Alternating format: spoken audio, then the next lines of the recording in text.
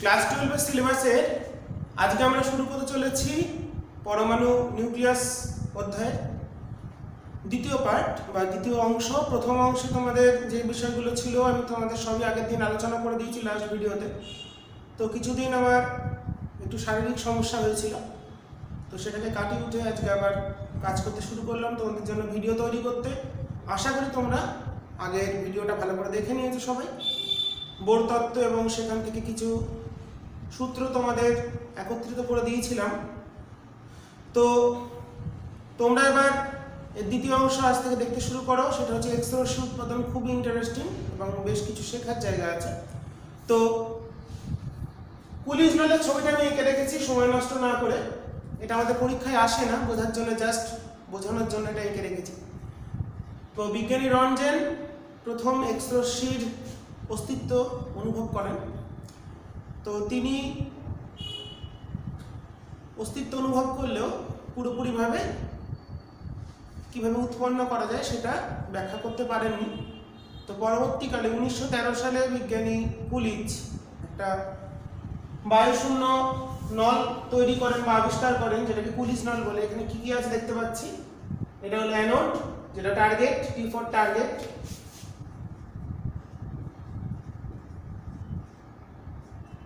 Target হিসেবে আমরা দুটো ব্যবহার করব, মলিবডেনাম বা টাংস্টেন।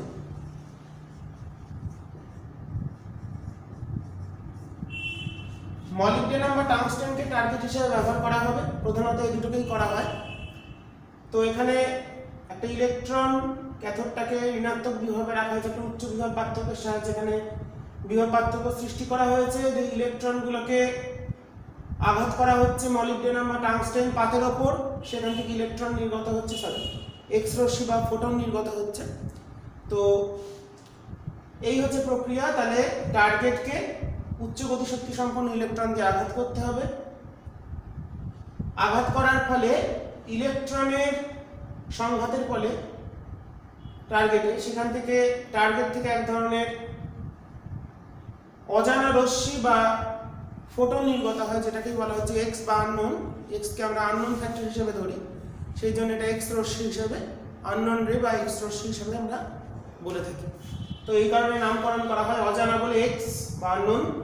আমরা যেমন বীজগণিতের ক্ষেত্রে এক্স ধরে নিই, অজানা কোনো একটা ভ্যারিয়েবলকে এক্স এর সাহায্যে প্রকাশ করি। তো যাই হোক না কেন, এটা আমাদের খুব একটা গুরুত্বপূর্ণ চিত্র নয়, তোমরা তাও প্র্যাকটিস করে রাখবে, পরীক্ষায় আসে না, ঠিক আছে? তাও এখান থেকে শিখতে হবে কি কি। তাহলে একটা ইলেকট্রনকে উচ্চ বিভব পার্থক্যের মধ্যে দিয়ে পাঠালে, আমরা জানি একটা ইলেকট্রনকে ভি বিভবে পাঠালে সে ইভি পরিমাণ শক্তি অর্জন করে, যেটা তার গতিশক্তি। তো গতিশক্তি নিয়ে ইলেকট্রনটাকে ধাক্কা মারছে। সংঘাতের ফলে, টার্গেট পরমাণুর সাথে সংঘাতের ফলে ইলেকট্রনের গতিশক্তি কিছুটা কমে যায়। তো শক্তি সংরক্ষণ অনুসারে ইলেকট্রনের গতিশক্তি যতখানি কমবে সেই পরিমাণ শক্তি টার্গেট থেকে নির্গত হবে as a X-ray photon, energy of X-ray photon. তাহলে এটা হচ্ছে ইলেকট্রন দ্বারা ফোটন উৎপাদন, যেটা আলোক তড়িৎ ক্রিয়ার বিপরীত প্রক্রিয়া। তো এক্স রশ্মির কি কি বৈশিষ্ট্য সেগুলো আমরা একটু পড়ে নেব।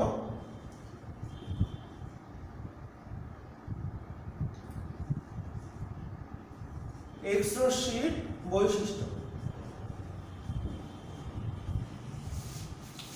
প্রথম হচ্ছে কি, কোয়ান্টাম তত্ত্ব অনুসারে এক্স রশ্মি হচ্ছে ফোটন।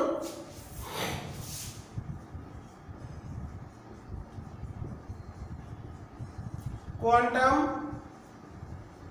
তত্ত্ব অনুসারে এক্স-রে হলো ফোটন কণার স্রোত।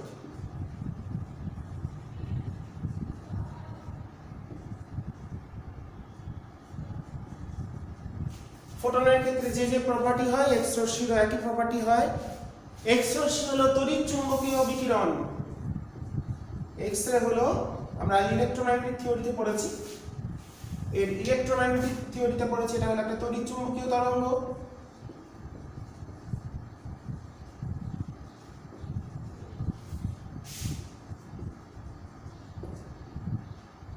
তিন নম্বরে কম্পাঙ্ক উচ্চমানের, এক্স রশ্মির কম্পাঙ্ক উচ্চমানের হয়, উচ্চমানের এবং তরঙ্গ দৈর্ঘ্য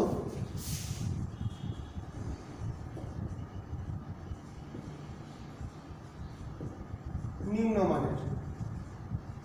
মোটামুটি 1 অ্যাংস্ট্রম থেকে, এটা 1 অ্যাংস্ট্রম থেকে 0.01 অ্যাংস্ট্রম থেকে 1 অ্যাংস্ট্রম এর মধ্যে।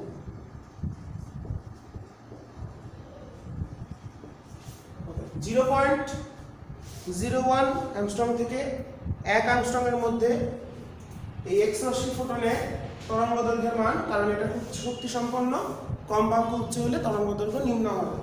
ওকে, আর কি বলা যায়, এক্স রশ্মি এর বেগ শূন্য মাধ্যমে আলোর বেগের সমান।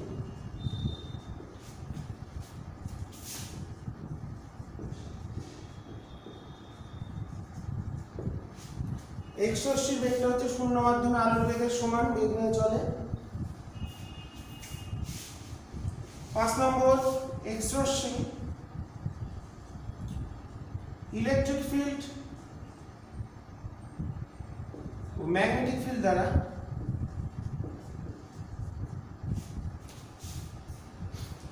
প্রভাবিত হয় না।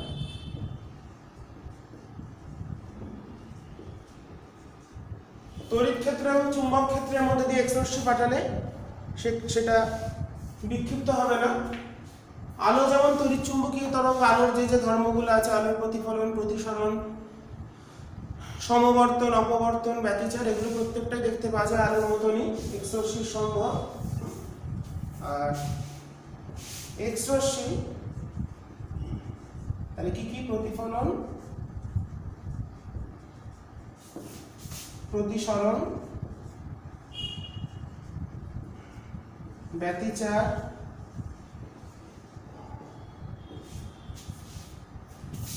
অপবর্তন,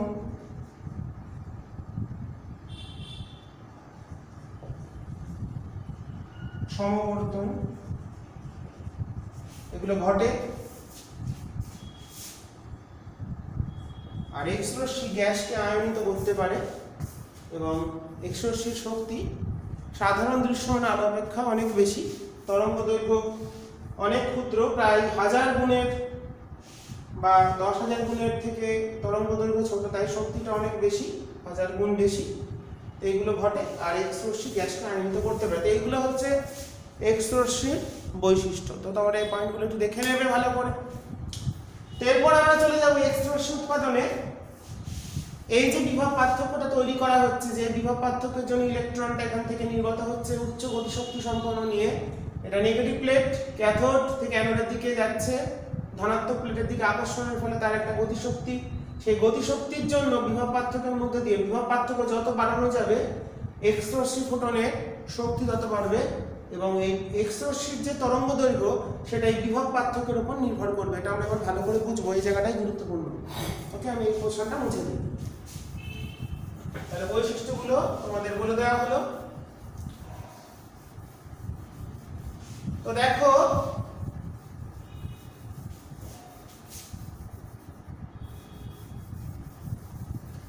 এক্স রশ্মি উৎপাদনের প্রক্রিয়া বা কি ঘটনা ঘটে সেই জায়গাগুলো ভালো করে বুঝতে হবে, এবং বেশ কিছু বৈশিষ্ট্য আছে যেটাকে বলা হয় বৈশিষ্ট্যমূলক এক্স রশ্মি, সেই বিষয়গুলো ভালো করে দেখে নিতে হবে।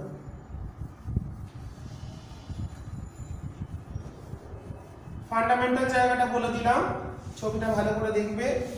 পুলিশ নলেজ সাহায্যে কি করে করা হয় সেটা আগে খুবই আসতো ওল্ড সিলেবাসে, নিউ সিলেবাসের প্রশ্নটা এখনো পর্যন্ত একবারও আসেনি।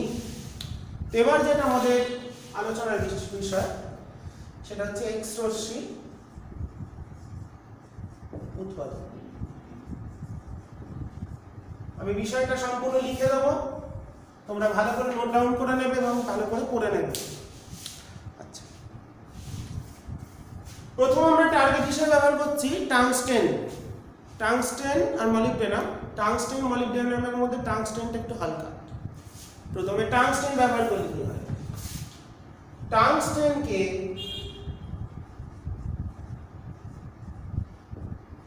টার্গেট হিসেবে ব্যবহার করে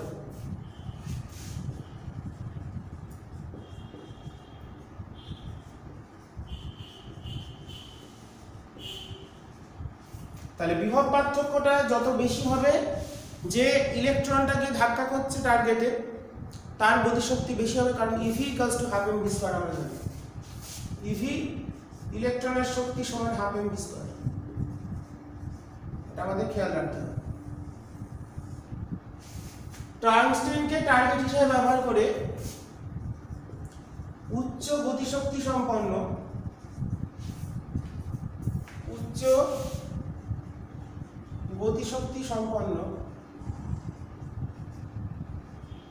ইলেকট্রন দ্বারা আঘাত করা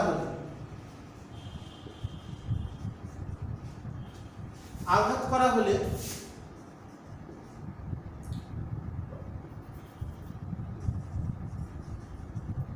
ইলেকট্রনের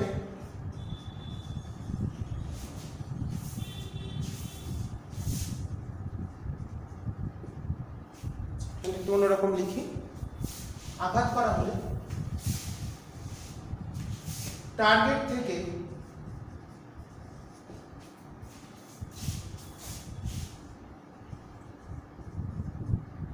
এক্স রে ফোটন নির্গত হতে দেখা যায়।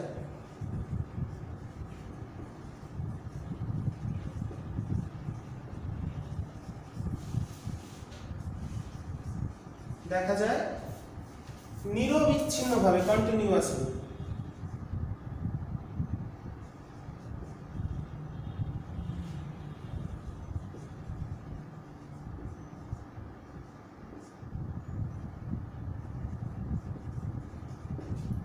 তাহলে টাংস্টেনকে টার্গেট হিসেবে ব্যবহার করে উচ্চ গতি শক্তি সম্পন্ন ইলেকট্রন দ্বারা যদি আঘাত করি, সেই ক্ষেত্রে টার্গেট থেকে এক্স রে ফোটন নির্গত হয় নিরবিচ্ছিন্নভাবে বা কন্টিনিউয়াসলি। একেই বলে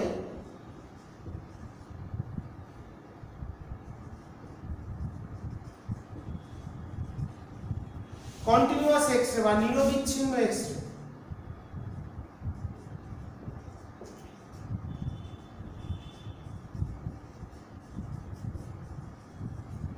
তো এক্স রশ্মিটা কেন নির্গত হয়?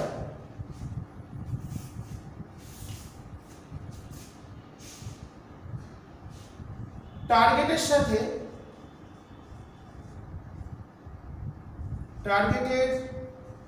সাথে সংঘাত ঘটলে, ইলেকট্রনগুলো যখন টার্গেটে গিয়ে ধাক্কা ঘটালে সেই ইলেকট্রনটা সংঘাত কার সঙ্গে করছে? টার্গেট পরমাণুর বহিস্থ কক্ষের ইলেকট্রনের সাথে প্রথম ধাক্কা লাগছে। টার্গেট পরমাণু ঘটালে ইলেকট্রনটির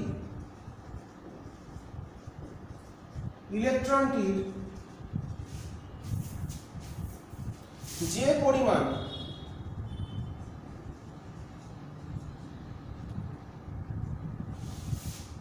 গতিশক্তি হ্রাস পায়, আমরা জানি সংঘাত ঘটালে একটা বাধা আসবে, মানে মন্দন সৃষ্টি হবে। যে পরিমাণ গতিশক্তি হ্রাস পায় সেই পরিমাণ শক্তি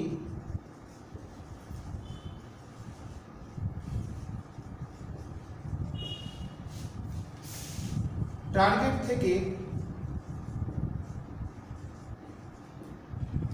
এক্স রে ফোটনের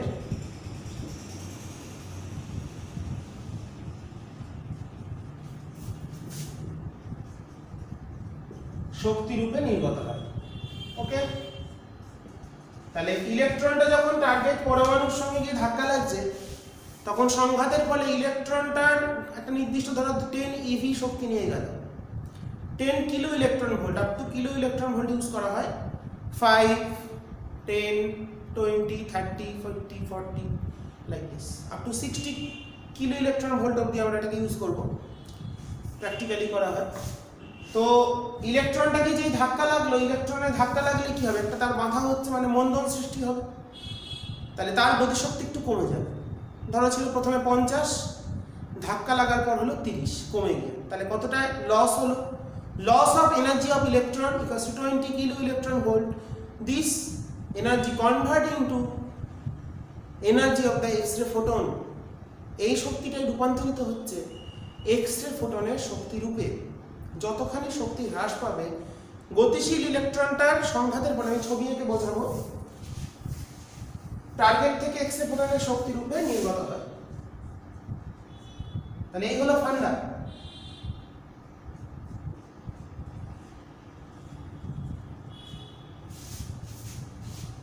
গতিশীল ইলেকট্রনটি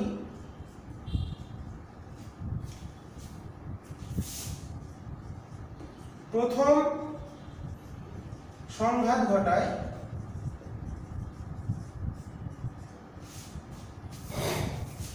টার্গেট পরমাণুর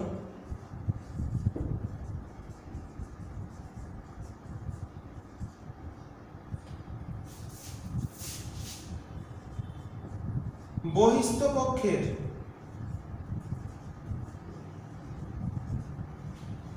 ইলেকট্রনের সাথে। তাহলে দেখো ইলেকট্রনটা গিয়ে ধাক্কা মারছে টার্গেটে, সে তার পরমাণুর যে কক্ষপথের কক্ষস্থ ইলেকট্রনগুলো আছে তার সঙ্গে ধাক্কা লাগলো। ধরো ছিল প্রথমে 50, ব্যাপারটা বুঝি, প্রথম ধাক্কা লাগলো 50 থেকে কমে হলো 30, তাহলে কতখানি এনার্জি লস হলো, 20 কিলো ইলেকট্রন ভোল্ট। সেই এনার্জিটা বেরিয়ে চলে গেল। তাহলে এখন যে গতিশীল ইলেকট্রন প্রথমে 50 কিলো ইলেকট্রন ভোল্ট নিয়ে এসেছিল, তার এখন শক্তি দাঁড়ালো হচ্ছে 30। সে কিন্তু সংঘাত ঘটাতেই থাকবে যতক্ষণ না পর্যন্ত তার গতিশক্তি সম্পূর্ণ 0 হয়ে যায় বা শূন্য হয়ে যায়। তার মানে তাহলে কন্টিনিউয়াসলি সে কলিশন করেই যাচ্ছে বিভিন্ন কক্ষের ইলেকট্রনের সাথে। এই সংঘাত ঘটতে ঘটতে ইলেকট্রনটার শক্তি যখন সম্পূর্ণ 0, প্রতিবার সংঘাত ঘটছে, প্রতিবার একটা করে বিভিন্ন শক্তি সম্পন্ন এক্স-রে ফোটন কন্টিনিউয়াসলি টার্গেট থেকে বেরিয়ে আসছে। কেন কন্টিনিউয়াসলি?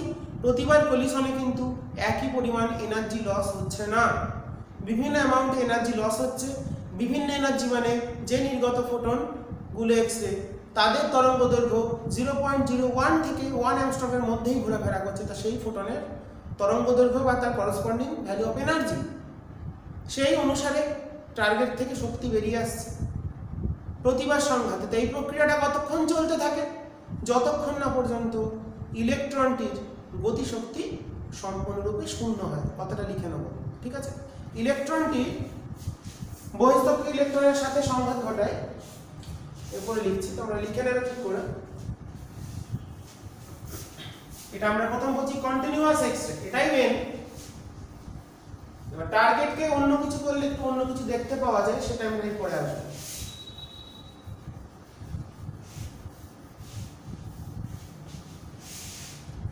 তাহলে ইলেকট্রনের সাথে সংঘাত ঘটতে থাকে। তাহলে গতিশীল ইলেকট্রনটি প্রথম সংঘাত ঘটায় টার্গেট পরমাণুর বহিঃস্থ ইলেকট্রনের সাথে। দেখা যাচ্ছে পুরোটা ঠিকঠাক? গুড।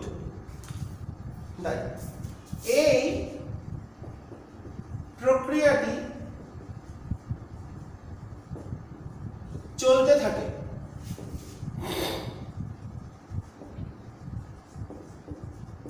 যতক্ষণ না পর্যন্ত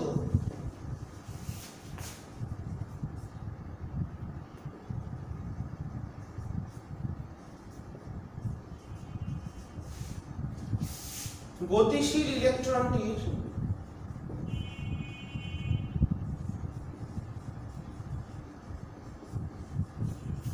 শক্তি সম্পূর্ণরূপে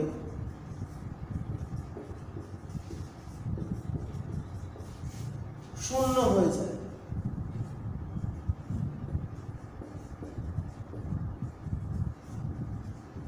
তাহলে প্রক্রিয়াটা চলবে কতক্ষণ? ইলেকট্রনটাকে গতিশক্তি নিয়ে পাঠালাম, সে টার্গেটের কক্ষস্থ ইলেকট্রনের সঙ্গে সংঘাত ঘটিয়ে চলেছে, তার এনার্জি কমছে।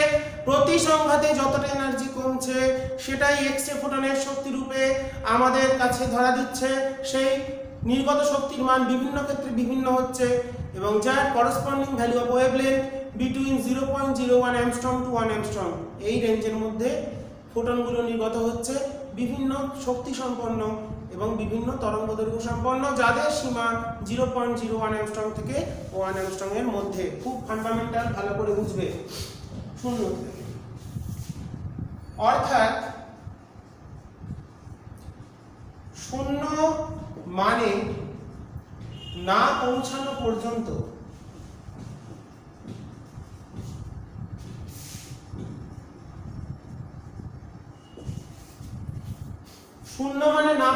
পর্যন্ত প্রতি সংঘাতে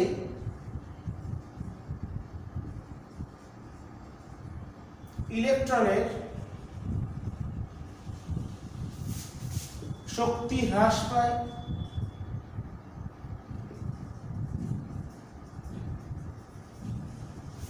প্রতি সংঘাতে ইলেকট্রনের শক্তি হ্রাস পায়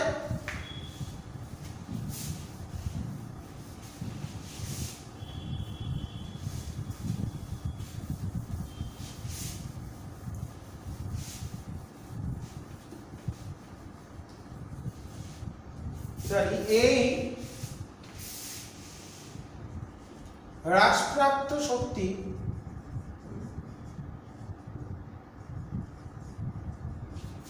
নিরবিচ্ছিন্নভাবে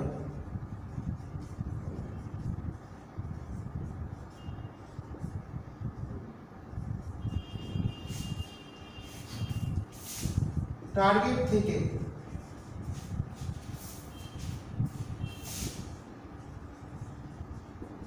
এক্স রে ফোটনের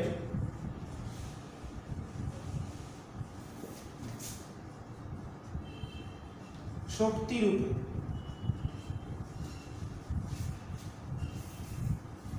নির্গত হতে পারে।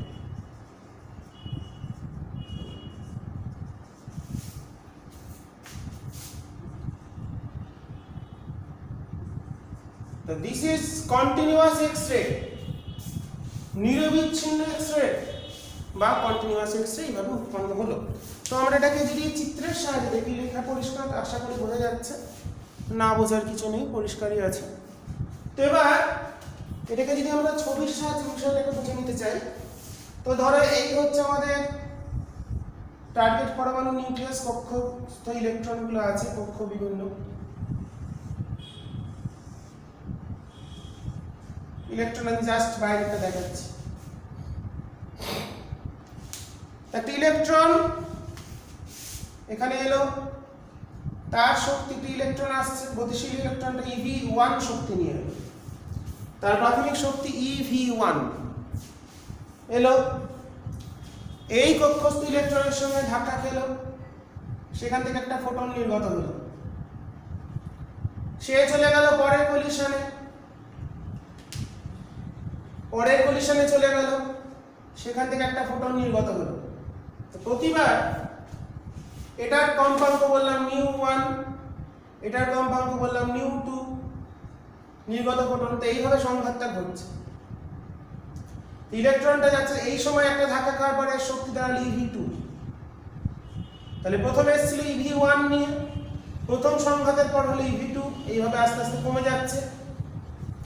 ওকে, তো এটাকে আমরা যদি ম্যাথমেটিক্যালি বিষয়টাকে ভাবি চিত্রের সাহায্যে, তাহলে প্রথমে ev1 শক্তি নিয়ে ইলেকট্রনটা এলো, দিয়ে একটা সংঘাতের পর তার শক্তি হলো ev2। তাহলে বিষয়টা কি দাঁড়ালো,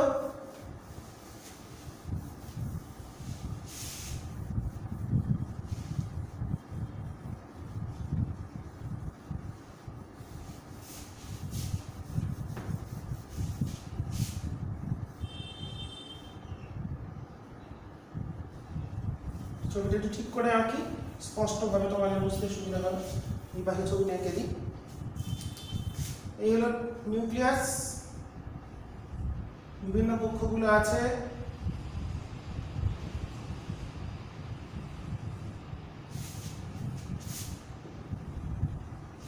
একটা ইলেকট্রন কক্ষস্থ ইলেকট্রন, প্রথম উচ্চ গতি শক্তি সম্পন্ন একটা ইলেকট্রন আসছে, EV1 শক্তি নিয়ে এলো, দিয়ে প্রথম সংঘাত ঘটালো। এরকম ভাবে দেখাচ্ছি কক্ষস্থ ইলেকট্রনটা ডার্ক করে। ধাক্কা লাগলো, দিয়ে এখানে কিছুটা শক্তি বেরোলো, Hν1। প্রথম সংঘাতে নির্গত শক্তি Hν1। তাহলে এই ইলেকট্রনটা যখন দ্বিতীয় সংঘাত বললাম, এখানে যাওয়ার দ্বিতীয় সংঘাত ঘটাবে, এখানে পাইনি, দিয়ে তখন তার শক্তি হলো EV2। দ্বিতীয় সংঘাত ঘটালো, এখানে এভাবে চলছে, সেখান থেকে যে ফোটনটা নির্গত হলো তার শক্তি Hν2, এক্স-রে ফোটন প্রতিবার। তাহলে প্রথম সংঘাতের পর সে কত শক্তি নিয়ে আসছে? EV2। তাহলে আমরা এখানে লিখতে পারি,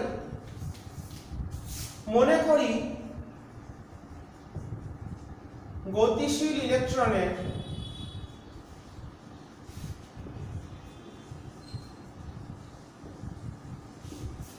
প্রথম সংঘাত ঘটানোর আগে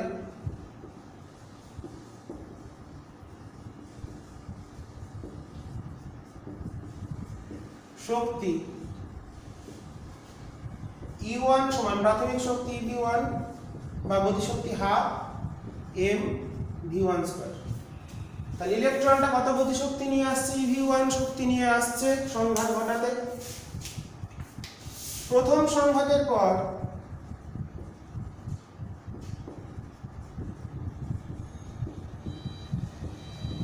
শক্তি E2 কমে গেছে, সেটা GV2 সমান হাফ mv2²। এনার্জি একটু কমবে, তাহলে শক্তি সংরক্ষণ অনুসারে, সুতরাং প্রথম সংঘাতে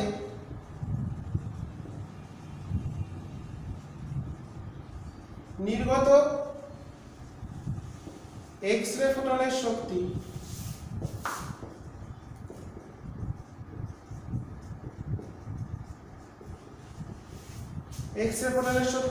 Hν1, প্রথম যে ফোটনটা বেরিয়েছে সেটা কত? Hν1 বা hc/λ1, প্রথমটার তরঙ্গ দৈর্ঘ্য λ1 সমান, তাহলে কত হবে? Energy loss EV1 - EV2। তাহলে এই সম্পর্ক অনুসারে আমাদের এক্স-রে ফোটনের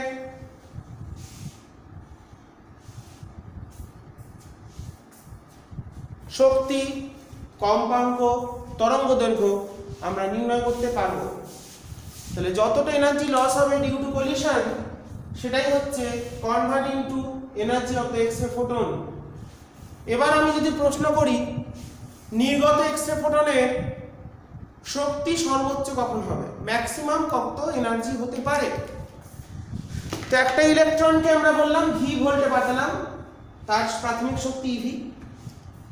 প্রথম সংঘাতেই যদি ইলেকট্রনটার প্রথম সংঘাত হলো, ইলেকট্রনটা গিয়ে কলিশন করলো, দিয়ে ইলেকট্রনটা স্থির হয়ে গেল, মানে গতিশক্তি শূন্য হয়ে গেল।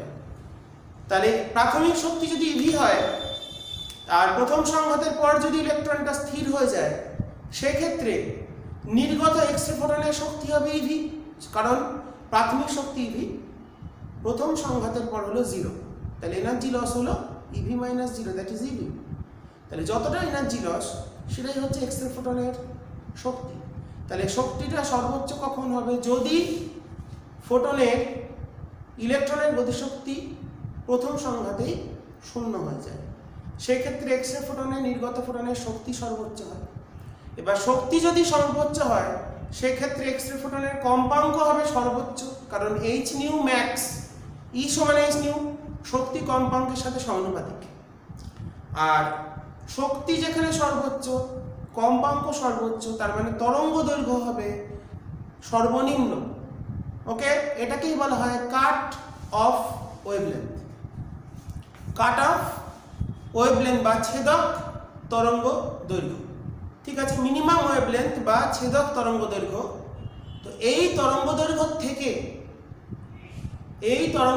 থেকে আমাদের এটাই হলো সর্বনিম্ন কম তরঙ্গ দৈর্ঘ্য সম্পন্ন ফোটন উৎপন্ন হতে পারে না। নির্দিষ্ট বিভবে যদি আমরা পাঠাই, এটাই হচ্ছে ল্যামডা মিনিমাম।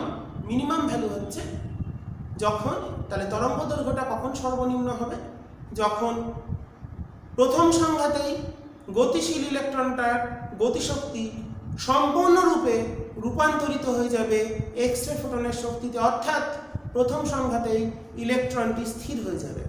সেক্ষেত্রে নির্গত এক্স রে ফোটনের শক্তি তথা কম্পাঙ্ক সর্বোচ্চ হবে এবং তরঙ্গ দৈর্ঘ্যটা সর্বনিম্ন হবে। আশা করি বোঝা গেছে, খুব সহজ ব্যাপার। ওকে, তাহলে বিষয়টা আমরা লিখে ফেলি। এবং সেই তরঙ্গ দৈর্ঘ্যকে বলা হচ্ছে ছেদক তরঙ্গ দৈর্ঘ্য বা কাট অফ ওয়েভলেন্থ। এটা আমাদের অঙ্কের জন্য খুব গুরুত্বপূর্ণ, কাট অফ ওয়েভলেন্থ। এবং মনে রাখতে হবে নিউ ম্যাক্স, সর্বোচ্চ কম্পাঙ্ক যে মানটা আসবে সেই গাণিতিক রূপটাকে বলা হয় ডুনে হান্টের সূত্র। ডুনে হান্ট সব বইতে থাকে না, কিন্তু টেস্ট পেপার বিভিন্ন কোশ্চেন ব্যাংকে পাবে। ডুনে হান্টের এক্স রশ্মি সংক্রান্ত সূত্রটি লেখো। নিউ ম্যাক্সটা কখন হবে, যদি প্রথম সংঘাতে টার্গেট পরমাণুর সাথে প্রথম সংঘাতে গতিশীল ইলেকট্রনের শক্তি শূন্য হয়ে যায়, সেক্ষেত্রে নির্গত এক্স রে ফোটনের শক্তি সর্বোচ্চ হয় এবং কম্পাঙ্ক সর্বোচ্চ হয় এবং তরঙ্গ দৈর্ঘ্য সর্বনিম্ন হয়। ঠিক আছে, লিখে ফেলি।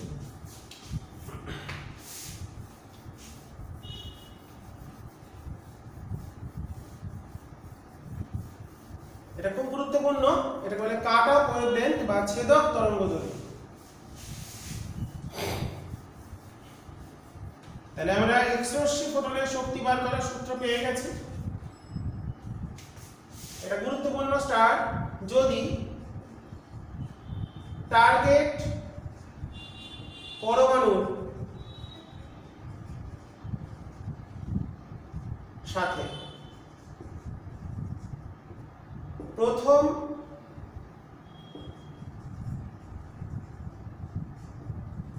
সংঘাতে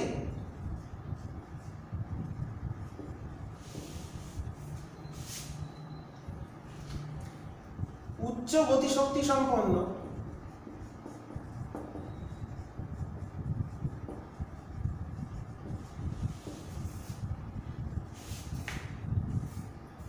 ইলেকট্রনটির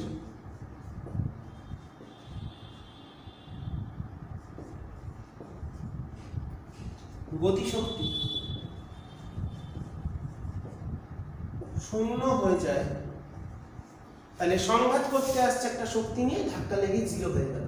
তাহলে যতটা এনার্জি নিয়ে এলো 10 ইউনিট এনার্জি নিয়ে এলো, ধাক্কা লাগলো জিরো, মানে এনার্জি লস হলো 10, তাহলে যে ফোটনটা বেরোবে সেটাই ম্যাক্সিমাম। 10 থেকে হলো 2, তাহলে 8 বেরোতো। ওকে, তাহলে ফার্স্ট সংঘাতেই যদি গতিশক্তি শূন্য হয়, সেক্ষেত্রে টার্গেট পরমাণু থেকে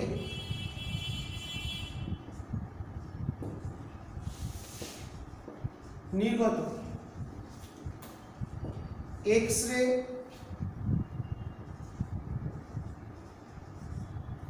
ফোটনের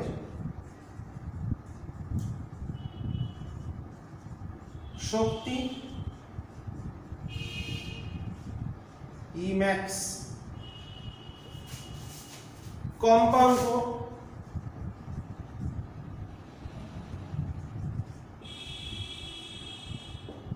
নিউ ম্যাক্স সর্বোচ্চ হয়। কম্পাঙ্ক সেক্ষেত্রে নিউ ম্যাক্স, এনার্জি হচ্ছে ইম্যাক্স, সর্বোচ্চ হয় এবং তরঙ্গ দৈর্ঘ্য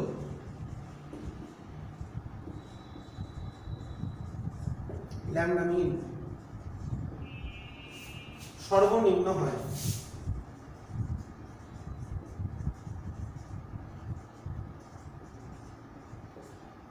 এই তরঙ্গ দৈর্ঘ্যকে ল্যামডা মিনকে বলে কাট অফ ওয়েভ লেন্থ বা ছেদক তরঙ্গ দৈর্ঘ্য।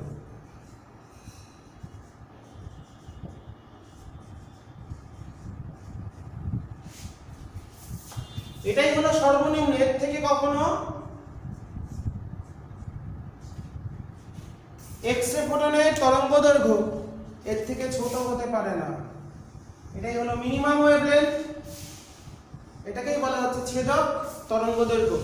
তার মানে একটা ইলেকট্রন যদি ভিভি, তাহলে হলো কি টার্গেট পরমাণুর সাথে প্রথম সংঘাতে যদি উচ্চ গতিশক্তি সম্পন্ন ইলেকট্রনটির গতিশক্তি শূন্য হয়ে যায়, সেক্ষেত্রে টার্গেট থেকে নির্গত এক্স রে ফোটনের শক্তিটা সর্বোচ্চ হয়, কম্পাঙ্ক সর্বোচ্চ হয় এবং তরঙ্গ দৈর্ঘ্যটা সর্বনিম্ন হয়। এই তরঙ্গ দৈর্ঘ্যকেই বলা হয় কাট অফ ওয়েভলেন্থ, মানে এটাই মিনিমাম।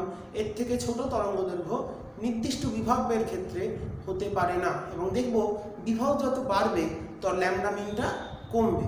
ঠিক আছে, minimum wavelength is inversely proportional two potential difference বা potential high potential which is applied between anode and cathode. Anode আর ক্যাথোডের মধ্যে যে আমরা high potential DC potential apply করেছিল, সেটার মান যত বাড়বে তত ল্যামডা মিনের ভ্যালুটা কমে যাবে। সেটাই আমরা একটু প্রমাণ করব গাণিতিকভাবে।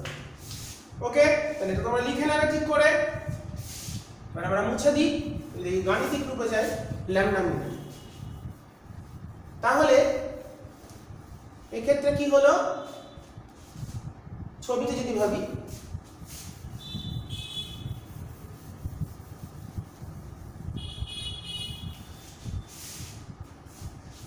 এই হলো টার্গেট নিউক্লিয়াস, এই কক্ষপথগুলো আছে জাস্ট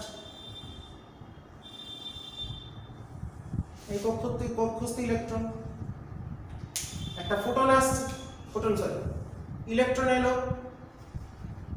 কত শক্তি নিয়ে ভি, ধাক্কা লেগে 0 হয়ে গেল, এদিকে গেল না, তাহলে এই ক্ষেত্রে যে ফোটনটা নির্গত হবে তার শক্তি হবে h nu max। তাহলে সংঘাতের পূর্বে গতিশীল ইলেকট্রনের, তাহলে এখানে কি পেলাম, গতিশীল ইলেকট্রনের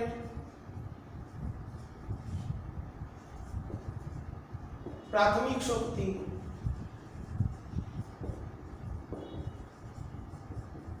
সমান ইভি শক্তি নিয়ে এলো ইলেকট্রনটা। সংঘাতের পর শক্তি শূন্য বলেছি, সংঘাতের পর শক্তি সমান 0। অতএব এক্স রে ফোটনের শক্তি আগের সূত্র অনুসারে প্রাথমিক শক্তি মানে এনার্জি লস কত, ইভি মাইনাস 0 সমান E max, eV minus 0 equals to E max. তাহলে তাই যদি হয়, যতখানি এনার্জি লস হবে সেটাই হলো ই ম্যাক্স, এবং সেটাই হচ্ছে corresponding frequency maximum and wavelength minimum. This wavelength is defined as cut-off wavelength h nu max. তাহলে এখান থেকে আমরা পেয়ে গেলাম nu max equals to ev by h। এই সূত্রটাকে বলা হয় ডুনে-হান্টের সূত্র।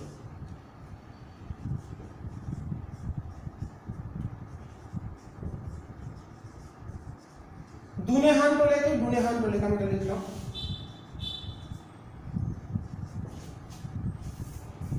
নির্গত এক্স রশ্মির সর্বোচ্চ কম্পাঙ্ক ইভি বাই এইচ, মানে ই বাই এইচটা constant, is proportional to potential difference which is applied between cathode and anode. যেটা আমরা প্রয়োগ করব তার নিউ ম্যাক্সটা হবে proportional to V, high potential difference আর ডিসি ভোল্টেজ। ওকে, এটাকে আমরা লিখতে পারি সি বাই ল্যামডা মিন। যেখানে কম্পাঙ্ক সর্বোচ্চ হবে সেখানে তরঙ্গ দৈর্ঘ্য সর্বনিম্ন হবে, it is eV. Then lambda min চলে এলো, এইচসি বাই ইভি। ল্যামডা মিনের সূত্র আমরা পেয়ে গেলাম, যেটাকে বলছি cut off wavelength HC by EV. এই বলা হচ্ছে ছেদক তরঙ্গ দৈর্ঘ্য বা কাট অফ ওয়েভ লেন্থ। তাহলে ল্যামডা মিন এর সূত্র পেয়ে গেলাম ছেদক তরঙ্গ দৈর্ঘ্য বা কাট অফ ওয়েভলেন্থ। এটাকে আমরা আর কিভাবে লিখতে পারি, একটা ইলেকট্রনের শক্তি যদি ই হয়, ইলেকট্রনের শক্তি যদি ই হয়, এটাকে আমরা একটা ফর্মে লিখতে পারি ল্যামডা মিন ইকুয়ালস টু ইলেকট্রনের শক্তি, তাহলে ইভিটাকে আমরা হাফ এম ভি স্কয়ার লিখতে পারি, হাফ এম ভি স্কয়ারও লিখতে পারি। যদি ভরবেগ দেওয়া থাকে সেক্ষেত্রে আমরা অ্যাকচুয়ালি এসি বাই ই লিখি সবচেয়ে ভালো। E for kinetic energy, E max, ইলেকট্রনের সর্বোচ্চ গতি শক্তি ই ম্যাক্স, দিস ইজ ই। ওকে, তো এটাকে আমরা লিখতে পারি 2টা উপরে চললো 2hc বাই mv স্কয়ার লিখতে পারি। হতে পারে ল্যামডা মিন, ইলেকট্রনের বেগ দেওয়া থাকলো, আবার কি ফর্মে লিখতে পারি, ই কে লিখতে পারি, এটা একটা ফর্ম পেলাম ল্যামডা মিন।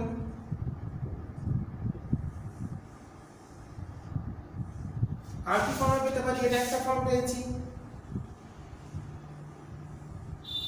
এটা থেকে আবার কি পেতে পারি, lambda min hc by p square by 2m। ইলেকট্রনের ভরবেগ দেওয়া আছে, ইলেকট্রনের ভরবেগ দেওয়া আছে p, আর ভর আমরা জানি, তাহলে সেখান থেকেও কিন্তু আমরা পেতে পারি ল্যামডা মিনের আরেকটা সূত্র 2mhc বাই p স্কয়ার। তো ভরবেগের থেকেও আমরা এটা নির্ণয় করে ফেলতে পারি। তো এই হচ্ছে ছেদক তরঙ্গ দৈর্ঘ্য। তার মানে কি বুঝলাম, ইলেকট্রনটা যখন টার্গেট পরমাণুর সঙ্গে ধাক্কা খাচ্ছে, কখন নির্গত ফোটনের তরঙ্গ দৈর্ঘ্য মিনিমাম হবে, যখন, এবং কম্পাঙ্ক সর্বোচ্চ হবে যখন প্রথম সংঘাতেই গতিশীল ইলেকট্রনটার গতি শূন্য হয়ে যাবে, অর্থাৎ নির্গত ফোটনের শক্তি সর্বোচ্চ হবে। শক্তি সংরক্ষণ থেকে আমরা ভাবতে পারি শক্তি সর্বোচ্চ হবে, আর কি হবে, এবং এক্ষেত্রে যে তরঙ্গ দৈর্ঘ্য হবে সেটাই হচ্ছে নির্দিষ্ট বিভবের জন্য। দেখতেই পাচ্ছি আমাদের এখানে ভি এর সঙ্গে ল্যামডা, এখানে ল্যামডার সঙ্গে lambda min is inversely proportional to 1/v। তাহলে অ্যাপ্লাইড ভোল্টেজ পোটেনশিয়াল ডিফারেন্সটা যত বাড়াবো তত ল্যামডা মিনটা শিফট করবে টুয়ার্ডস লোয়েস্ট ভ্যালু, নিম্নমানের দিকে ল্যামডা মিনটা ভ্যারি করে যাবে, কমার দিকে এগিয়ে যাবে। Lambda min is inversely proportional to হচ্ছে 1/v। এটাকে আমরা গ্রাফিক্যালিও বলতে পারি, দ্যাট ইজ এদিকে যদি আমরা দিই পোটেনশিয়াল ডিফারেন্স, এদিকে lambda min, then like this সমপরাবৃত্ত p proportional to 1/v like this. Okay, তো এটাই আমরা বলতে পারি যত v টা কম ছিল তখন ল্যামডা মিন বেশি, এবার v যত বাড়ছে ল্যামডা মিনটা আস্তে আস্তে কমে আসছে। এটা ল্যামডা মিন বনাম পোটেনশিয়াল ডিফারেন্স লেখচিত্র। তো তোমাদের এই জায়গাটা খুব গুরুত্বপূর্ণ, তো আমরা এটা বুঝে গেলাম। এরপর আমরা দেখে নেব এক্স রশ্মির তীব্রতার সাথে নিঃসৃত ফোটনের তরঙ্গ দৈর্ঘ্যের লেখচিত্র। এটা খুবই গুরুত্বপূর্ণ, তো এটা ভালো করে দেখে নিতে হবে।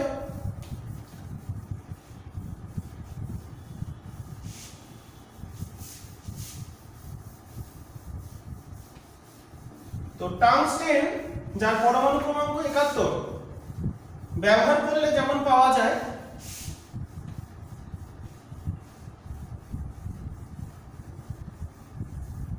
সেটা আমরা ভালো করে দেখে নেব।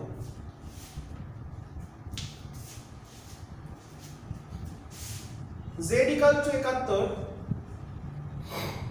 টাংস্টেন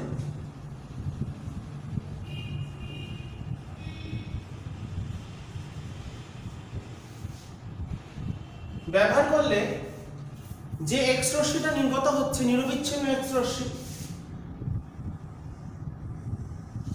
এদিকে হচ্ছে তরঙ্গ দৈর্ঘ্য মানে ল্যামডা মিন, ল্যামডা অ্যাকচুয়ালি ল্যামডা মিন না, এদিকে তীব্রতা।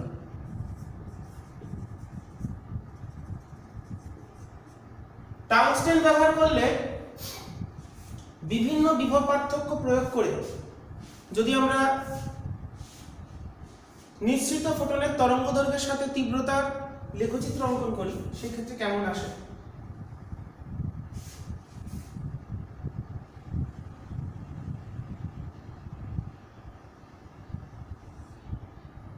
এটা নির্দিষ্ট বিভবের ক্ষেত্রে একটু বেশি ভোল্টেজে।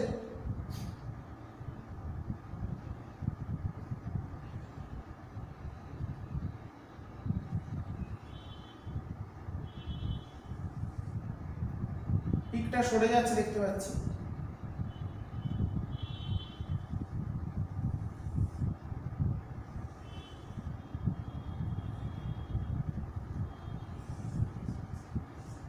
তো দেখো এটা মোটামুটি 5 কিলো ইলেকট্রন ভোল্ট, এটা 10, এটা 15, মানে ভি এর ভ্যালুগুলো লিখছি আমি, এটা 20 বা 25ও লেখা যায়। 25-30 এর ক্ষেত্রে গ্রাফটা একই রকম আসে। ওকে, তো দেখো যত ভোল্টেজটা বেড়েছে এইগুলো ল্যামডা মিন, ল্যামডা মিনটা কিন্তু ভোল্টেজ বাড়ার সাথে সাথে শিফট করে গেছে। তো এটা হচ্ছে টাংস্টেন ব্যবহার করলে নিরবিচ্ছিন্ন এক্স রশ্মি, এর ক্ষেত্রে Z ইকুয়ালস টু 11, 71, 71। এবার টাংস্টেনের পরিবর্তে অপেক্ষাকৃত হালকা যদি মলিবডেনাম ব্যবহার করা হয় সেই ক্ষেত্রে কি হবে? সেই ক্ষেত্রে একটু কিছুটা পার্থক্য দেখতে পাওয়া যায়।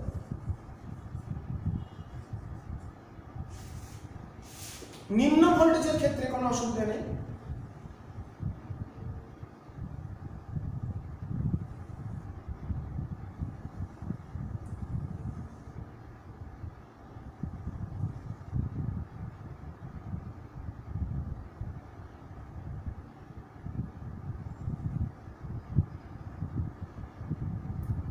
নির্দিষ্ট কতগুলি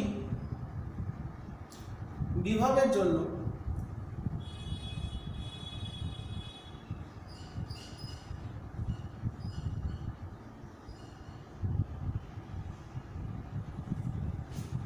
ছবিটা ঠিক আছে, দেখে নিই একবার। ঠিক আছে, এই যে চূড়াগুলো পাওয়া যাচ্ছে পিক, তো এটার ক্ষেত্রে আমরা টার্গেট হচ্ছে Z ইকুয়ালস টু 42, মলিবডেনাম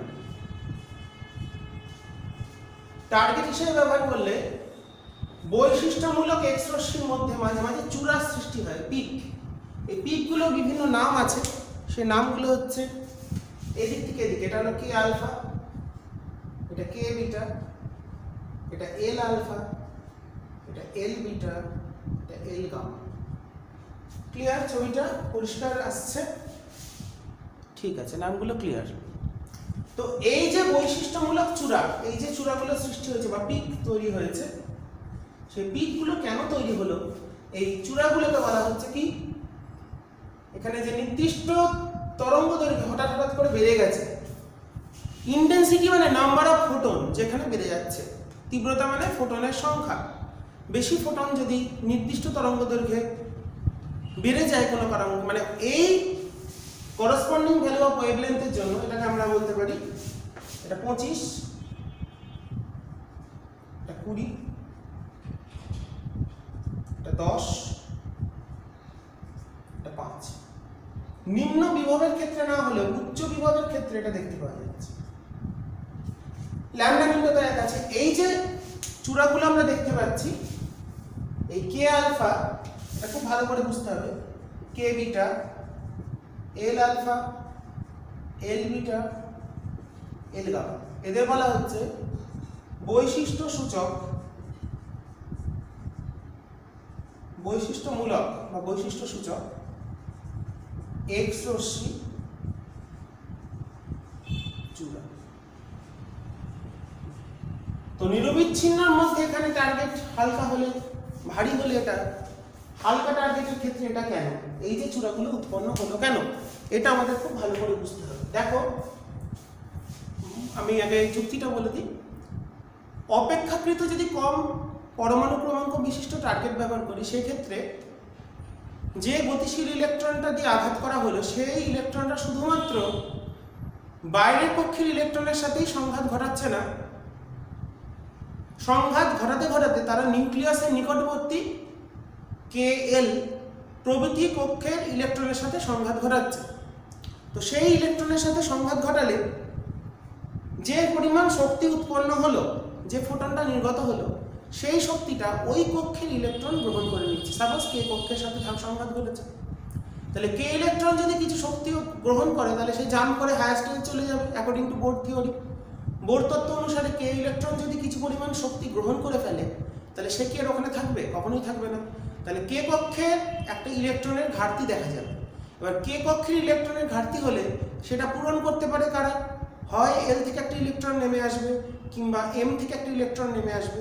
তো কে তে যেহেতু দুটো ইলেকট্রন থাকে তাহলে এই ঘাটতি পূরণ দুটো ইলেকট্রনের জন্য হতে পারে, হয় এল থেকে একটা, এল থেকে যদি আসে সেক্ষেত্রে নাম হলো কে আলফা, এল থেকে কে ট্রানজিশনের জন্য। যদি এম থেকে আসে তাহলে সেটা হচ্ছে কে বিটা। ঠিক আছে, তো আমরা জানি যদি আমাদের এল থেকে কে তে আসে সেক্ষেত্রে নির্গত ফোটনের যে শক্তিটা হবে সেটা একটু কম হবে, কিন্তু এম থেকে যদি কে তে আসে সেটা একটু বেশি হবে। শক্তি যার বেশি তার তরঙ্গদৈর্ঘ্য কম। শক্তি বেশি কার? এল থেকে কে তে, তাই সেটার ক্ষেত্রে তরঙ্গদৈর্ঘ্যটা কমে গেছে, এটার ক্ষেত্রে বেশি। সিমিলারলি যদি এল থেকে এল ইলেকট্রনটা সরে যায় সংঘাতের ফলে, সেই ক্ষেত্রে এল কে পূরণ করার জন্য এর ক্ষেত্রে তিনটে পিকি দেখতে পাওয়া যায়, তার বেশি পাওয়া যায় না। তো এই ক্ষেত্রে যেটা দেখতে পাচ্ছি আমরা এল থেকে তারপরের তিনটে এম এন এইগুলো থেকে আসছে, এই তিনটে পিক পেতে পারি। ঠিক আছে, তাহলে এবার চলে আসি আমাদের পরবর্তী আলোচনা, বৈশিষ্ট্যমূলক এক্স রশ্মি। এই যে চূড়া তার উৎপত্তির কারণে, এটা খুব গুরুত্বপূর্ণ, এটা পরীক্ষায় খুব আসে, কিন্তু ভালো করে বুঝতে হবে। এখান থেকেই এই এক্স রশ্মির এই যে বৈশিষ্ট্যমূলক চূড়া, এখান থেকেই বোঝা গিয়েছিল পরমাণু ক্রমাঙ্কই মৌলের স্বকীয় ধর্ম, যেখান থেকে মোজলের সূত্র চলে আসছে। সেই জন্য এই জায়গাটা খুবই ভালো করে বুঝতে হবে আমাদের।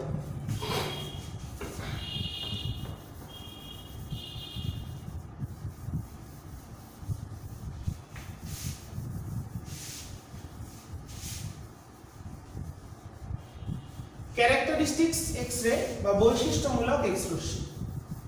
আমাদের পরবর্তী নিরবিচ্ছিন্ন এক্স রশ্মি পড়ে ফেলেছি, নিরবিচ্ছিন্নর মধ্যেই কিন্তু বৈশিষ্ট্যমূলক চূড়া হচ্ছে, তো সেটা আমরা এবার পড়বো। তাহলে নেক্সট আমাদের টপিক বৈশিষ্ট্যমূলক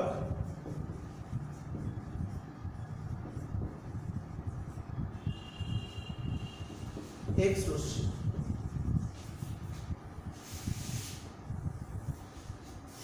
টাংস্টেনের পরিবর্তে যেটা পেলাম সেটা লিখবো। টাংস্টেনের পরিবর্তে অপেক্ষাকৃত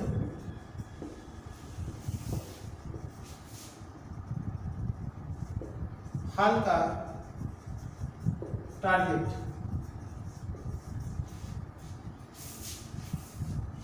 মলিবডেনাম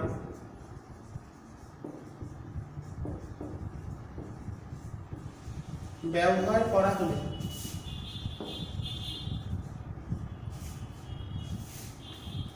নিরবিচ্ছিন্ন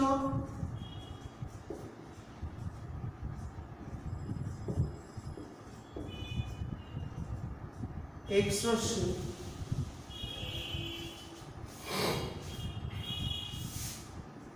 এর সাথে বৈশিষ্ট্যমূলক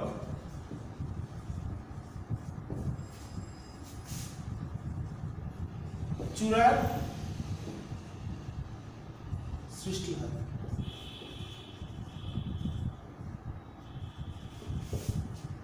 কারণটা কি? তাহলে কি বললাম,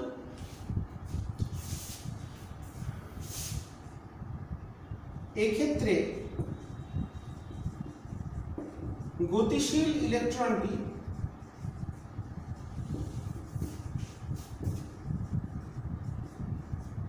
শুধুমাত্র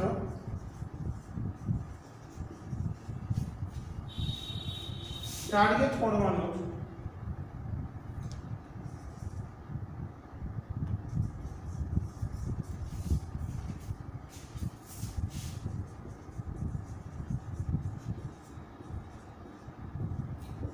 বহিস্থ কক্ষের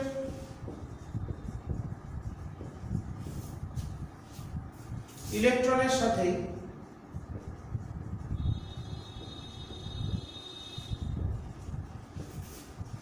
সংঘাত ঘটায় না।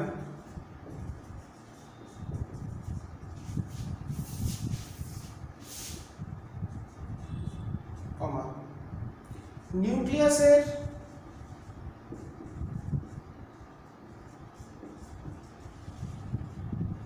নিকটবর্তী Kl কক্ষস্থ ইলেকট্রনের সাথেও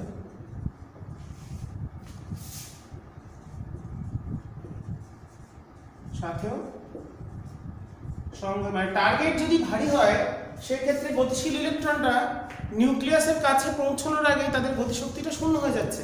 কিন্তু হালকা টার্গেট ব্যবহার করলে গতিশক্তি শূন্য না হওয়ার কারণে কলিশন করতে করতে সে পৌঁছাচ্ছে কে এল প্রভৃতি নিম্ন শক্তি সম্পন্ন কক্ষস্থ ইলেকট্রনের সাথে সংঘাত ঘটায়। সংঘাতে উৎপন্ন শক্তি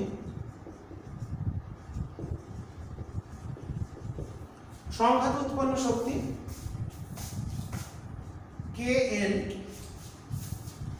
ইলেকট্রন দ্বারা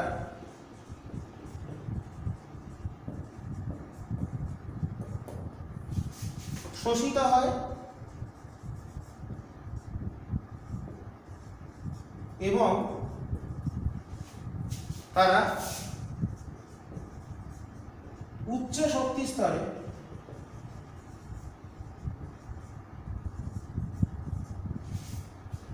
স্থানান্তরিত হয়।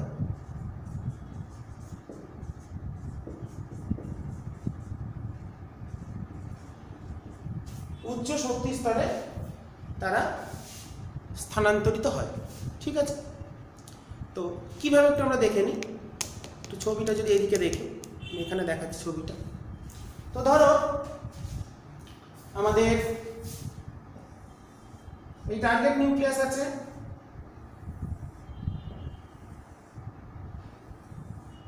ছবিটা ক্লিয়ার আসছে? এটা অন্য বোর্ডে দেখাচ্ছি, পাশের বোর্ডে রাইট। তো এখান থেকে ধরে এই ইলেকট্রন আছে, এখান থেকে গতিশীল ইলেকট্রনটা এলো,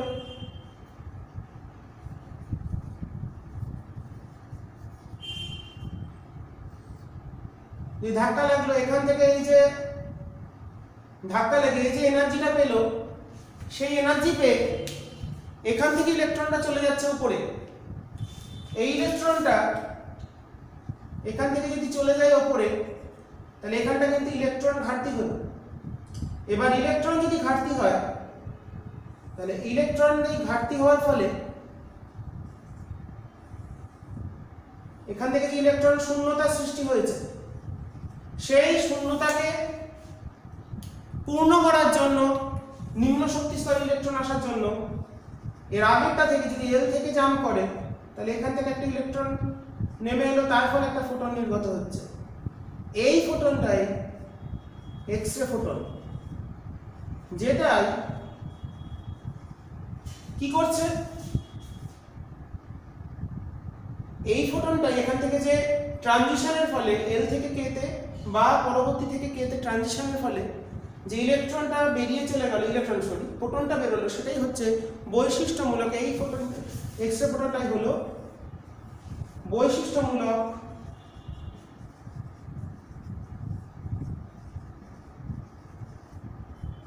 এক্স রে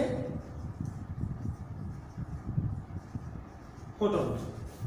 এই ফোটনটাই ট্রানজিশনটা ওখান থেকে যে ইলেকট্রনটা সে ধাক্কা খেয়েছে, সেই ইলেকট্রনটা কি করছে, সেই ইলেকট্রনটা এখান থেকে এর সঙ্গে যে সংঘাত হলো, যে পরিমাণ শক্তি উৎপন্ন হলো সংঘাতে, সেই শক্তিটা কে ইলেকট্রন গ্রহণ করলো, কারণ এই নিম্ন শক্তি সম্পন্ন ইলেকট্রন। ওকে, সাপোজ যদি এখান থেকে ধাক্কা খেত, এর সঙ্গে যদি ইলেকট্রনটা পালাতো, তাহলে এখান থেকে একটা ইলেকট্রনের ঘাটতি হতো, তাকে ফিল আপ করতো এর পরেরটা। তাহলে এখান থেকে যে ফোটন বেরোলো, কে থেকে যেটা প্রথম বেরোলো এল থেকে কে এর জন্য, সেটা হলো কে আলফা।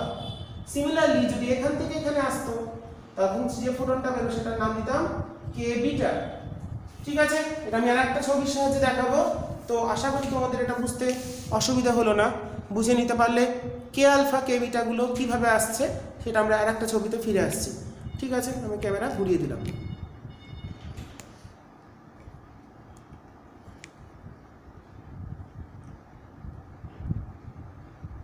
ঠিক আছে, তাহলে এই হচ্ছে তার স্থানান্তরিত হলো ইলেকট্রনটা। তাহলে এই পরবর্তী একটু লেখা এখন আমাদের বাকি আছে, সেটাই চলে যাব। তো এই যে স্থানান্তরিত হলো এই ওপরটাই লিখছি,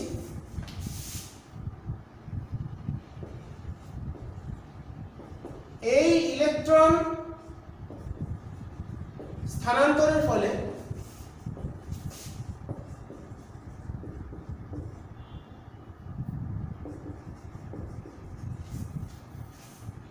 কে বা এল কক্ষের ইলেকট্রন ঘাটতি পূরণ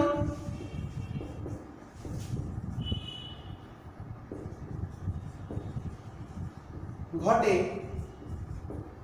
পরবর্তী শক্তি স্তরের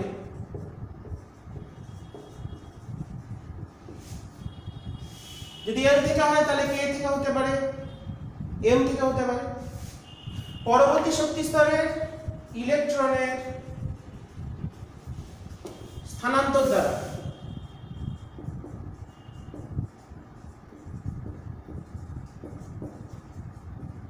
তো এখান থেকে যখন ট্রানজিশনটা হচ্ছে, যদি কে থেকে পালায় তাহলে এল থেকে একটা ইলেকট্রন এসে সেই ঘাটতিটা, কারণ নিম্ন শক্তি স্তরে সব ইলেকট্রনরা থাকতে চায়। তো যেহেতু নিম্ন শক্তি তাই এনার্জি গেইন করে গেছে, আউটার অরবিটটাকে এমনি হায়ার এনার্জি, তারা কিন্তু এনার্জি সহজে গেইন করবে না, কারণ তারা লোয়ার এনার্জি যারা আছে তারাই এনার্জি গেইন সহজে করতে পারে। তো ইলেকট্রন স্থানান্তরের দ্বারা এর ফলে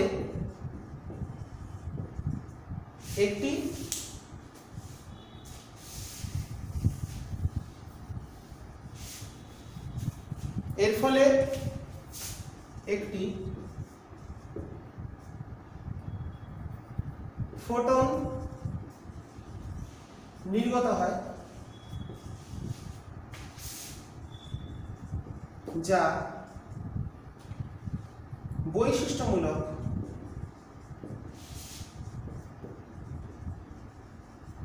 এক্স-রে ফোটন বা বৈশিষ্ট্যমূলক এক্স রশ্মি চূড়া সৃষ্টি করে। চূড়া মানে ওখানে আরো ফোটনের সংখ্যাটা বাড়িয়ে দিচ্ছে, বাইরে থেকে তো হচ্ছেই, আবার ওখান থেকেও কিছু এনার্জি আমার কিছু শক্তি সম্পন্ন ফোটন উৎপন্ন হচ্ছে ট্রানজিশনের জন্য। তাহলে এখানে দুটো উপায় হচ্ছে, একটা কলিশনে একটা ফোটন বেরোচ্ছে, একটা ট্রানজিশনে ফোটন বেরোচ্ছে। সেই ট্রানজিশনের ফোটনগুলোর ফলে আমার চূড়ার বা নাম্বার অফ ফোটন বাড়িয়ে দিচ্ছে নির্দিষ্ট কতগুলি তরঙ্গ দৈর্ঘ্যের জন্য, যার বৈশিষ্ট্যমূলক এক্স রশ্মি চূড়ার সৃষ্টি করে।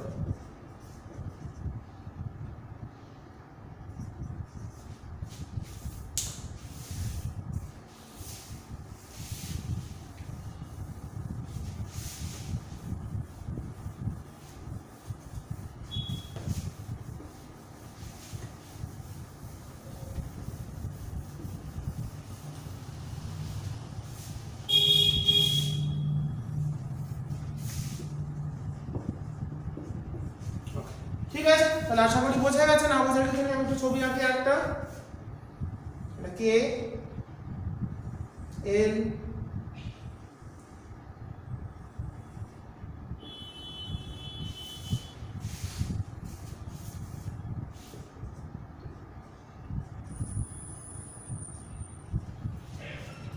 তাহলে যদি কে ইলেকট্রনটা এখান থেকে চলে যায় সংঘাতের ফলে শক্তি গ্রহণ করে, তাহলে এখান থেকে একটা ইলেকট্রন নেমে আসবে, তাহলে এখান থেকে যে ফোটন নির্গত হবে সেটা হলো কে আলফা। কে আলফা লাইন তাই পাশে ছোট করে লিখে দিই, এটা কে আলফা। যদি এখান থেকে আসে দিস ইজ কে বিটা। যদি এল থেকে ট্রানজিশন হয়, এল থেকে পালায়, তাহলে এখান থেকে আসবে এল আলফা, তারপরটা হলো এল বিটা, তারপরে হলো এল গামা। ঠিক আছে, এই হচ্ছে আমাদের বৈশিষ্ট্যমূলক চূড়ার উৎপত্তির কারণ এবং ট্রানজিশনগুলো কোথা থেকে হতে পারে। যদি কে থেকে পালায় তাহলে এল থেকে হতে পারে, এম থেকে হতে পারে, তাই পাচ্ছি কে আলফা কে বিটা। আর এল এর ক্ষেত্রে তিনটে পাওয়া যায়, এল alpha, L beta, L gamma. ওকে, তো এই হচ্ছে আমাদের চিত্র এবং বৈশিষ্ট্যমূলক এক্স রশ্মি উৎপাদনের বা চূড়া সৃষ্টি হওয়ার কারণ। ঠিক আছে, এটা খুব গুরুত্বপূর্ণ, এটা কিন্তু ভালো করে বুঝে নেবে এবং ছবিগুলো ভালো করে প্র্যাকটিস করে ব্যাপারটাকে আয়ত্ত করার চেষ্টা করবে। তো আমাদের এটা খুবই গুরুত্বপূর্ণ বৈশিষ্ট্যমূলক এক্স রশ্মি। নিরবিচ্ছিন্ন তো বুঝলাম, তাহলে নিরবিচ্ছিন্ন এক্স রশ্মি উৎপন্ন হচ্ছে কিসে? ইলেকট্রনের সংঘাত হলো, ছোট করে বলে দিই, ইলেকট্রনের সংঘাত হলো, তার গতিশক্তি কিছুটা কমলো, যতখানি এনার্জি লস হলো সেটাই কনভার্ট হচ্ছে এক্স রে ফোটনের শক্তি। আর বৈশিষ্ট্যমূলক চূড়া কেন উৎপন্ন হলো বা তীব্রতাটা হঠাৎ হঠাৎ বেড়ে যাচ্ছে কেন? কারণটা কিছুই নয়, যখন হালকা টার্গেট নেব সেক্ষেত্রে চূড়ার সৃষ্টি হবে, কারণ সেক্ষেত্রে গতিশীল ইলেকট্রনগুলো নিউক্লিয়াসের নিকটবর্তী নিম্ন শক্তি সম্পন্ন ইলেকট্রনের সঙ্গে সংঘাত ঘটায় এবং সংঘাতে যে শক্তির উৎপন্ন হলো সেই শক্তি নিয়ে আমাদের কে ইলেকট্রন বা এল ইলেকট্রনগুলো পালাবে উচ্চ শক্তি স্তরে।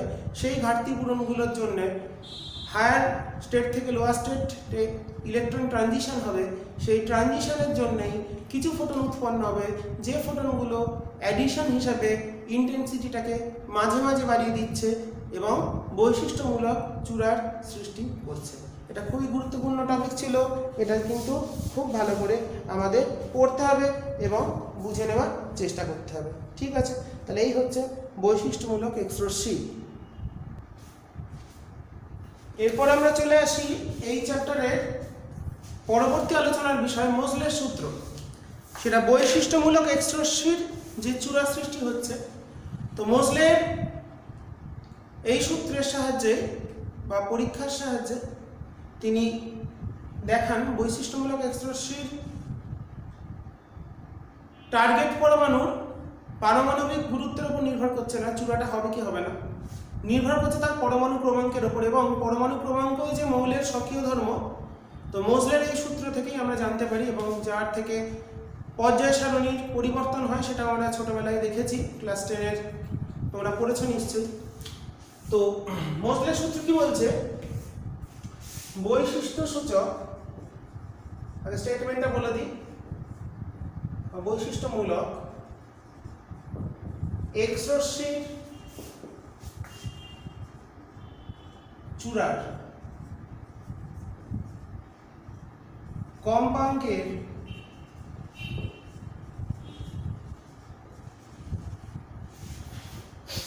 বর্গমূল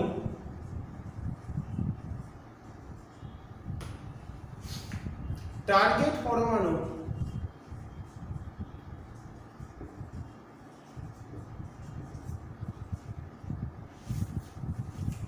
পরমাণু ক্রমাঙ্কের সাথে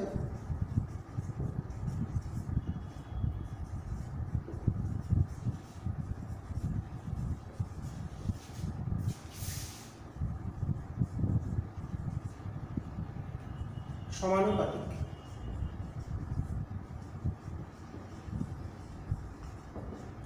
বৈশিষ্ট্যমূলক এক্স রশ্মি চূড়ার কম্পাঙ্কের বর্গমূল মানে root nu equals to some constant into z minus b। এটাই হচ্ছে মোজলের সূত্রের গাণিতিক রূপ। তো বিটাকে বলা হয় একটা কনস্ট্যান্ট এ আর বি, নিউটা হলো কম্পাঙ্ক। তো বোর তত্ত্ব থেকে এটা আমরা প্রমাণ করতে পারি মোজলের সূত্রটা কিভাবে। দেখো, বোর তত্ত্ব অনুসারে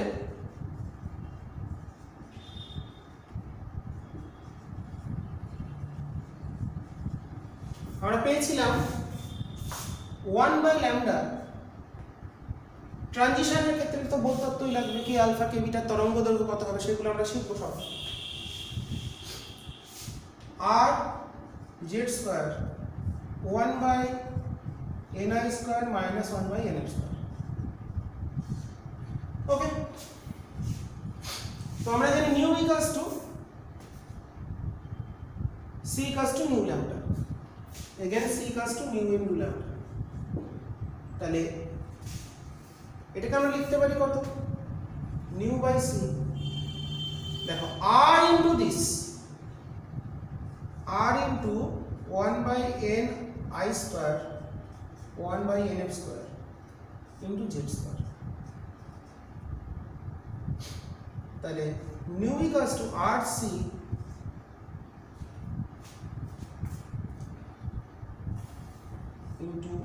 ni রুট নিউ যদি একবারে করি ni square minus nf square this root into z।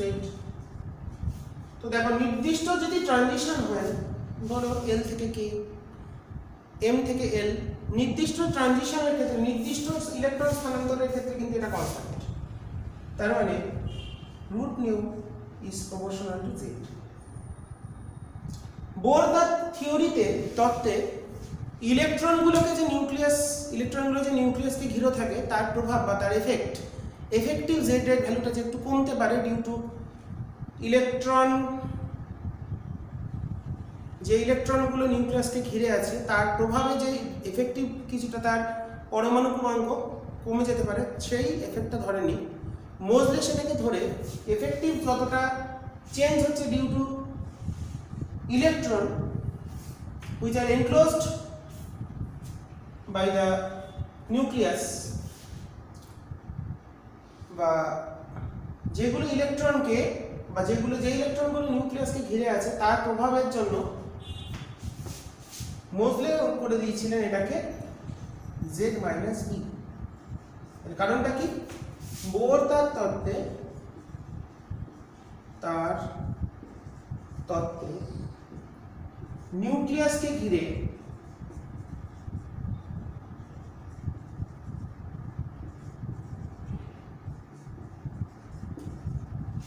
যে ইলেকট্রনগুলো থাকে ইলেকট্রন বর্তমান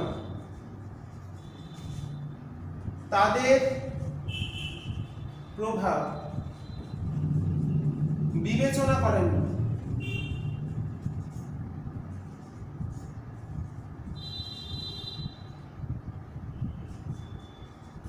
কিন্তু মোজলে সেই বিবেচনা করে জেডটাকে এফেক্টিভ ভ্যালুটাকে লিখছে z মাইনাস b।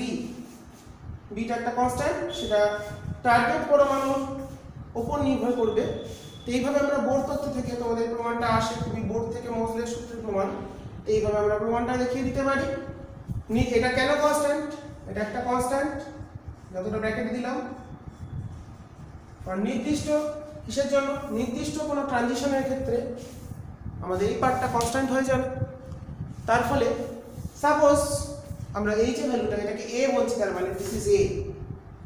তার মানে এর যে ভ্যালুটা পেলাম সেটা আমরা একটু দেখি। k আলফার ক্ষেত্রে কত হয়, k বিটার ক্ষেত্রে কত হয় সেগুলো একটু দেখি।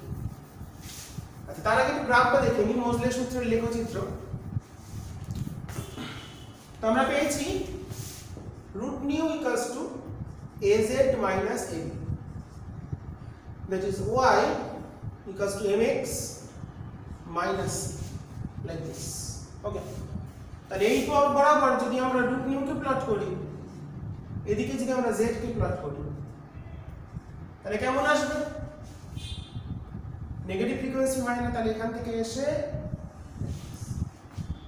তো আমরা দুটো, একটা কে আলফা একটা কে বিটার ক্ষেত্রে করছি। কে আলফা কে বিটার ক্ষেত্রে ফ্রিকোয়েন্সি কার বেশি? কে আলফার ক্ষেত্রে ল্যামডা বেশি, তাহলে তার ফ্রিকোয়েন্সিটা কম হবে। তার মানে এটা হবে কে আলফা। নির্দিষ্ট যদি জেড বলি, তার ফ্রিকোয়েন্সি কোনটার ক্ষেত্রে বেশি? এটার ক্ষেত্রে ফ্রিকোয়েন্সি বেশি। This is K beta and this is for K alpha. Okay, তো নির্দিষ্ট টার্গেট ব্যবহার করে যদি আমরা কম্পাঙ্কের সাথে ঠিক এরকমই গ্রাফ আসে, আমরা সেটা দেখতে পাই। নির্দিষ্ট জেড এর জন্য যার কম্পাঙ্কটা কম হবে সেটাই হলো আলফা, আর যেটার কম্পাঙ্ক বেশি হবে সেটা হচ্ছে বিটা। কারণ আলফা ট্রানজিশন হচ্ছে কোন থেকে? এল থেকে কে তে, শক্তিটা কম। বাট বিটা হচ্ছে এম থেকে কে তে, তাই শক্তি বেশি, তাই কম্পাঙ্ক বেশি। এই উপর দিয়ে একটু উপর দিয়ে যাবে গ্রাফটা। তো এটা আমরা পেলাম মোজলের সূত্র লেখচিত্র। ওকে, তো এবার এই যে আমরা a ভ্যালু পেলাম, তাহলে এর ফর্মুলাটা আমাদের চলে এলো। এটা আমাদের খুব গুরুত্বপূর্ণ। RC 1/ni² minus 1/ni²। এগুলো কিন্তু সব তোমাদের টেক্সট বই যেটা ফলো করো মেনলি ছায়াপ্রকাশ সঙ্গে সেখানে থাকে না। তো এটা খুবই গুরুত্বপূর্ণ জায়গা বুঝে নিতে হবে। এর ভ্যালু মোজলের সূত্রে যে এটা আছে তার ফর্মুলা এটা। যদি বলি কে আলফার ক্ষেত্রে এর মান কত, কে বিটার ক্ষেত্রে এর মান কত, সেগুলো যদি একটু বার করে দেখি। সেগুলো একটু দেখা যাক কত কি আসে। মোজলের সূত্র থেকে তাহলে মোজলে নিউক্লিয়াসের প্রভাবকে বিবেচনা করে z - b এনেছিলেন, সেটা হচ্ছে নিউক্লিয়াসের প্রভাবের জন্য z টাকে z - b দিয়ে রিপ্লেস করেন। ওকে, তো এখানে আমরা দেখি তাহলে ফর কে আলফার ক্ষেত্রে a সমান তাহলে কত হবে √RC। কে আলফা মানে ট্রানজিশন কোথা থেকে কোথায় হচ্ছে, l থেকে k, l থেকে k, তাহলে 1/1 square minus 1/2 square, that is 3RC/4। দেখতে পাচ্ছি দেখো এখানে টার্গেটের উপর নির্ভর করলো না, বিটা নির্ভর করবে টার্গেটের উপর, বাট এটা কিন্তু কনস্ট্যান্ট একদম 3RC/4 এর একটা নির্দিষ্ট ভ্যালু আছে। সিমিলারলি k বিটা কত, k বিটার ক্ষেত্রে এই ভ্যালুটা তাহলে কত হবে, k বিটা মানে কনভার্ট হচ্ছে আসছে m থেকে k তে, RC 1/1 square minus 1/3 square, that is 8RC/9। তাহলে কে আলফার ক্ষেত্রে, কে বিটার ক্ষেত্রে এর ভ্যালুগুলো কত আসে তোমরা দেখে নাও ভালো করে। এইভাবে আমরা নির্ণয় করব, এর ভ্যালুগুলো আমাদের কাজে লাগতে পারে, অঙ্ক দিতে পারে, যেই ম্যান নিটের জন্য কাজে লাগবে, এটা কিন্তু আমাদের খেয়াল রাখতে হবে, এগুলো খুবই আমাদের পরীক্ষায় আসে। ঠিক আছে, তো এটা আমাদের ভালো করে দেখে নিতে হবে। ওকে,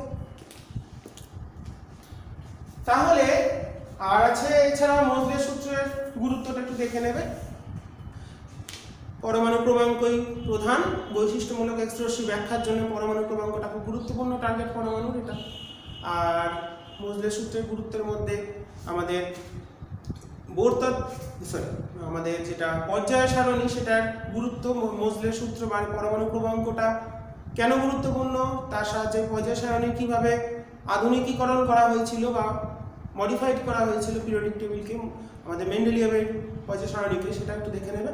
এটা দুই একটা পয়েন্ট আছে পড়ে নেবে, ওটা আমি লিখে দিলাম না, অনেক কিছু লিখে দিয়েছি। আর সম্পূর্ণ বিষয়টা ভালো করে দেখে নেবে।